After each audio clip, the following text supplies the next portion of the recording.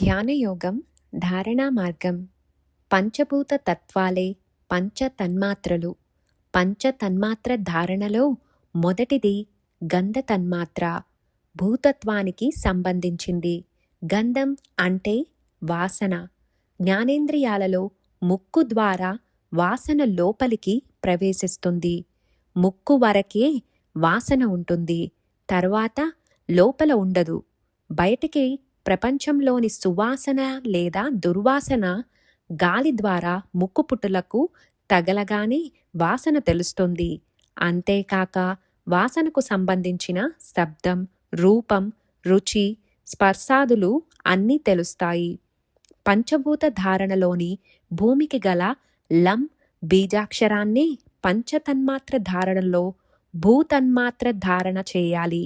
కండ్లు మూసిన తర్వాత లం బీజాక్షర భావనతో గంధ తన్మాత్ర స్థానమైన ముక్కు పుటలలో దృష్టి పెట్టి వదలాలి. ఈ విధంగా 4 సార్లు ధారణ చేయాలి. ధ్వనితో గాని శ్వాసతో గాని సంబంధం లేదు, అంటే అవసరం ఉండదు. దీని వలన శ్వాస సక్రమంగా జరుగుతుంది. దూరంలోని వాసనను పసిగట్టే శక్తి వస్తుంది. ఎలాంటి వాసనలైనా భరించే శక్తి లభిస్తుంది. క్రమంగా వాసనలు అదుపులోకి వస్తాయి. ముక్కు సంబంధిత రోగాలన్నీ దూరమవుతాయి.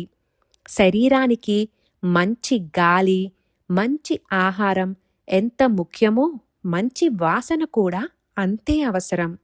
వాసన, గాలి రెండూ ఒకే ముక్కు ద్వారా లోపలికి ప్రవేశిస్తాయి. చెడు వాసనతో చెడు గాలి లోపలికి ప్రవేశించి అనారోగ్యానికి కారణమవుతుంది. చెడు వాసనలు అదుపులోకి వచ్చుటకు ఈ అభ్యాసం బాగా ఉపయోగపడుతుంది. దీనితో పాటు మిగతా తన్మాత్రల సాధన కూడా కలిపే శ్రద్ధగా అభ్యాసం చేయాలి. ధ్యాన ప్రస్థం.